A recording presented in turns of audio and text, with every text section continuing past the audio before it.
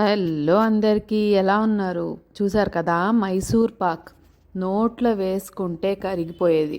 కానీ మనం ఎందుకో చాలా ఫీల్ అవుతాం కదా, ఇది ఎక్కువ టైం పడుతుందేమో అని.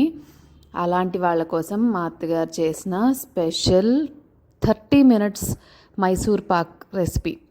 ఇక టేస్ట్ విషయానికి వస్తే ఏ షాప్లో కూడా మనకి ఇంతకన్నా మంచి టేస్టీ మైసూర్ పాక్ అయితే దొరకదు. అదైతే గ్యారంటీ, ఎందుకంటే నేను టేస్ట్ చేశాను కాబట్టి. సో దీనికోసం ముందుగా శనగపిండిని బాగా జల్లెడ పట్టుకొని దాన్ని డ్రై రోస్ట్ చేసి పక్కన పెట్టేశారనమాట. తర్వాత 1 కప్పు శనగపిండికి 1 కప్పు స్వీట్ కావాలనుకుంటే, లేదంటే 3/4 కప్పు పైమేర కొంచెం చక్కెర తీసుకొని దాన్ని పాకం పట్టారు. ఒక తీగ పాకం వస్తే చాలన్నమాట. ఓకేనా. తర్వాత ఈ శనగపిండిని ఆ షుగర్ పాకంలో వేసేసి మంచిగా కలియబెట్టుకుంటూ పక్కనే నెయ్యి కాగబెట్టారనమాట. ఆ కాసిన నేతిని అందులో వేసి కలుపుతూ ఉన్నారు. అలా వెంటనే గుల్ల గుల్లగా వచ్చేసిందనమాట ఆ నెయ్యి వేస్తూనే. దాంట్లో కొంచెం అంటే కొంచెం రెగ్యులర్గా వాడుకునే సాల్ట్, అందులోనే ఇంకా కొంచెం సోడా ఉప్పు కూడా వేశారు. ఓకేనా. సో ఇలా కొంచెం సేపు కలియబెడుతుంటేనే మీరు చూసారు కదా, కడాయిని వదిలేసి వచ్చేస్తుంది ఇట్లా చక్కగా.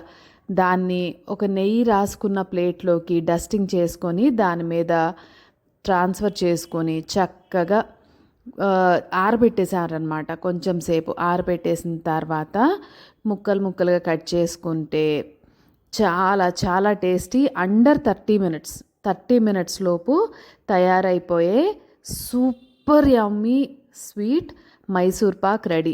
ఇది మనకు తెలియదు ఇంత ఈజీగా సింపుల్గా అయిపోతుందని, లేకపోతే మనమే ప్రయత్నిస్తాం కదా. నచ్చిందా మీకు ఇది?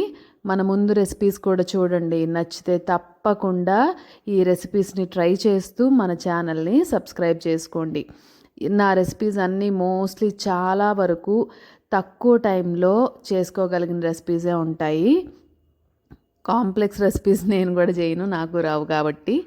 సో ఈజీగా చేసుకునే స్వీట్స్, ఈజీగా చేసుకునే కర్రీస్, ఇలాంటివి మన ఛానల్లో చాలా చాలా అప్లోడ్ చేసి ఉంచాను. ఒక్కసారి మన ఛానల్ని విజిట్ చేసేయండి. నచ్చితే తప్పకుండా మర్చిపోకుండా like, share and subscribe. Bye bye.